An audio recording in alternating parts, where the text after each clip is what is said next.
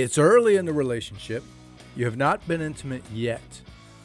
You want to keep it classy, and you like her a lot.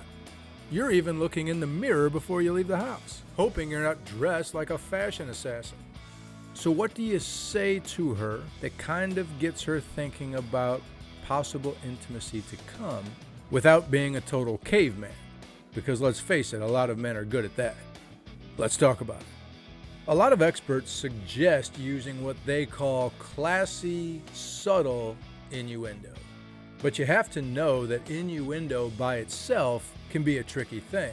For some people, you're going to think back to that teen comedy movie that is rated R for a reason, and you're going to try and use that, but you forgot about the word classy. And then there's the word subtle. A lot of people are as naturally subtle as a jet engine, so learning to be subtle is a real challenge for them.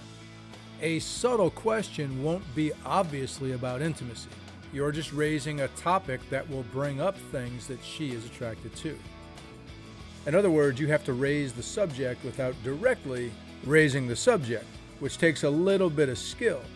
Here are some examples. But let's first set the scene. Remember, these are the early days, maybe the first day, and these questions are taking place face-to-face or in a text. It really doesn't matter. So here's an example. Ask her who her favorite actor is and what about him she likes. That will get her thinking about exactly those traits that she admires so much, and that alone can get a person turned on. But there's a stealth benefit to this too. Not only is she thinking about those things that get her turned on, but now you have intel as to exactly what she admires most in a partner. And that is valuable info. Other versions of the question work as well. Ask her who her favorite celebrity is, or maybe her favorite singer. You can ask her what her favorite trait is in a partner.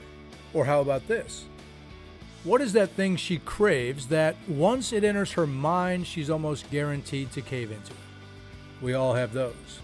Please remember that these questions are simply intended to get her thinking about things she looks forward to or admires. You have to know you may find out that the things she admires most are 100% not true of you.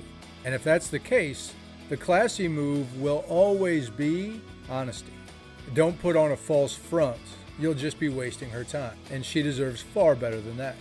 Now for that bonus tip. When you reach out to her throughout the day, probably via text, give it a little thought. The low-hanging fruit questions like, how's your day? How's work? How's traffic? Are so common you've probably used those already.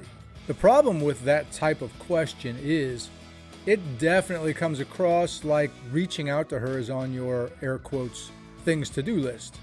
So you throw some feeble attempt out there just to check in, as though she'll appreciate that. Now listen, we're all busy, so in a time crunch, there's nothing wrong with it. But we can definitely put more thought into it. Ask her something like this. What happened today that you hope happens again tomorrow? Or, what made you laugh or smile today? There's one more thing you can ask, but you have to mean it.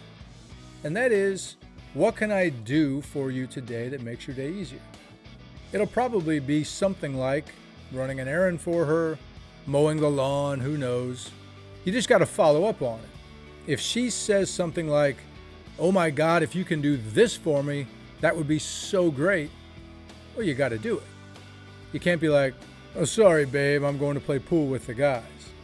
That would make you a fraud, and she deserves way better. Please like the video and subscribe to the channel. I would appreciate it. Stay tuned for the next video I've hand chosen for you. Thanks for watching.